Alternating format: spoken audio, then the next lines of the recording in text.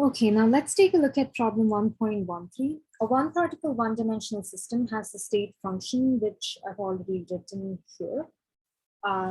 We know that A is a constant and C has a value of 2 angstroms.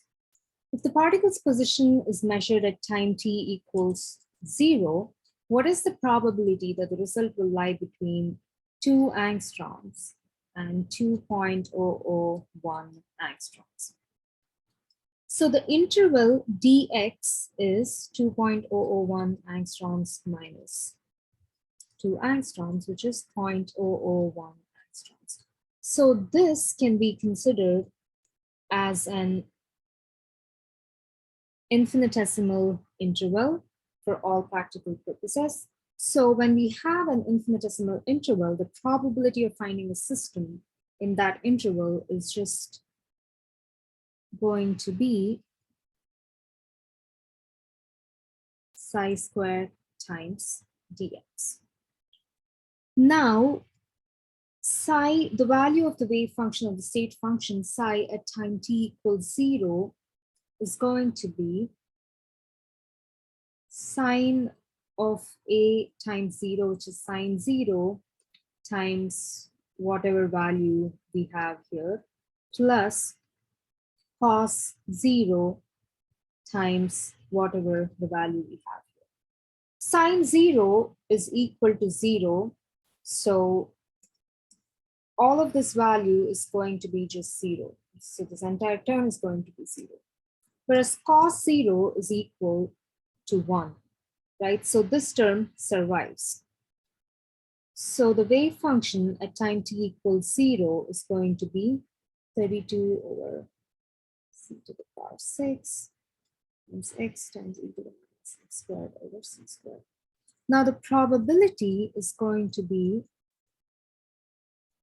psi squared dx, right? So psi squared is going to be 32 over pi.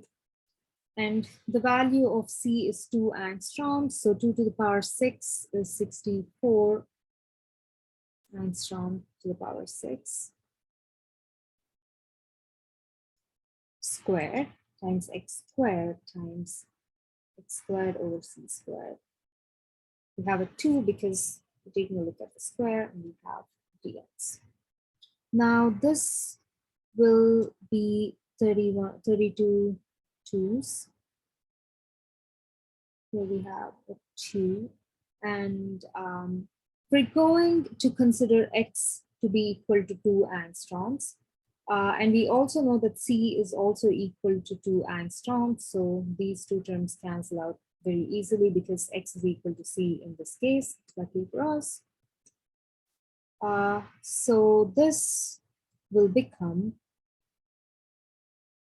1 over 2 pi under root times 1 over angstrom cubed, because we have a power of 6, you take the square root, it's going to be angstrom cubed, times 4 angstrom square, x is 2 angstrom, remember, times e to the negative 2 times 0.001 angstrom, which is our infinitesimal interval. Now the units cancel out easily for us, and the value of the remaining term would be, let's actually just compute it. Actually. So 2 times 3.14.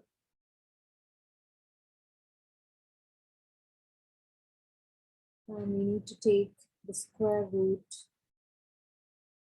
of this value, get something like 1.250599. Times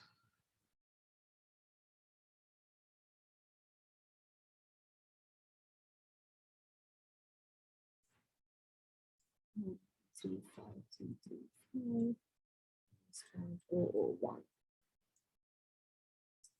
Now, if we compute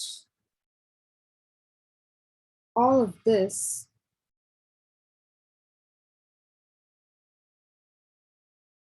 we end up with a value of 0.000 6. And this is the probability. So that's the answer.